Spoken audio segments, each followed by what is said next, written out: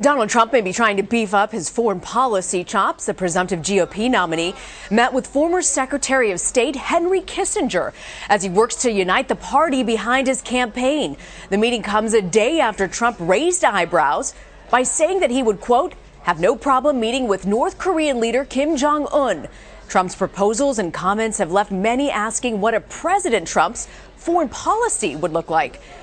Christopher Hill is a former U.S. ambassador to Iraq and the author of the book Outpost, A Diplomat at Work. Ambassador Hill, thank you for joining us. You're in Denver. I want to ask you about Henry Kissinger. He's kind of controversial in the foreign policy world to some people, but what does it say that Trump wanted to meet with him? Do you give him any credit for that?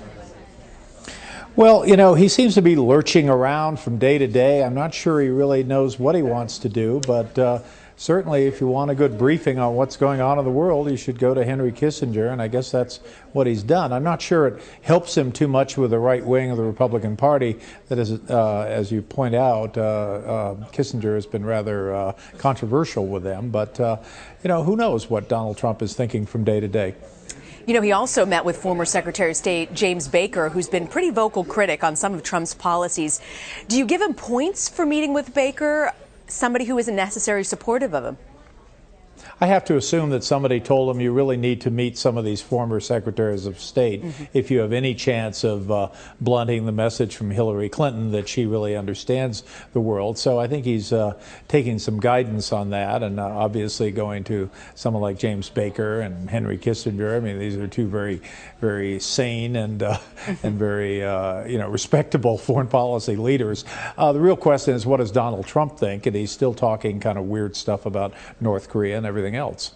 Speaking of weird stuff and Hillary Clinton, one of her top foreign policy advisors, Jake Sullivan, came out this week saying that Donald Trump is tremendously dangerous risk and oscillates wildly on his basic beliefs.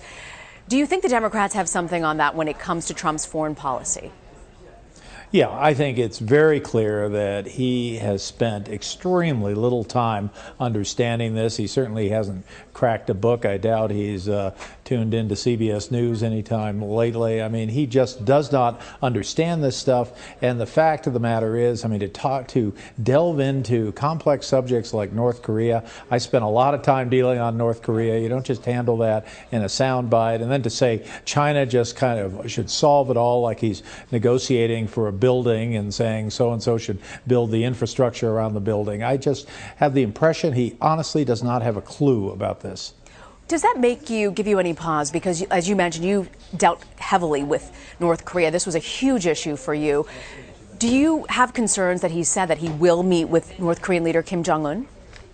Yeah, that would be a terrible message. I mean, frankly, the only person who's really met with Kim Jong-un is Dennis Rodman. So if he wants to put himself in that category, I guess he can do that. But it's not a serious approach.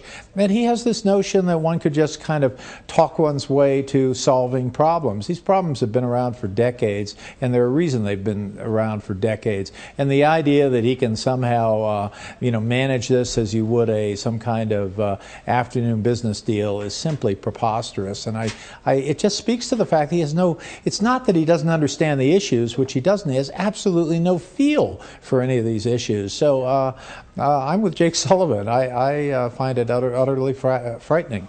All right. Well, from a man who really knows a great deal from the Middle East to Asia and Europe, Ambassador Christopher Hill, thank you so much for your time.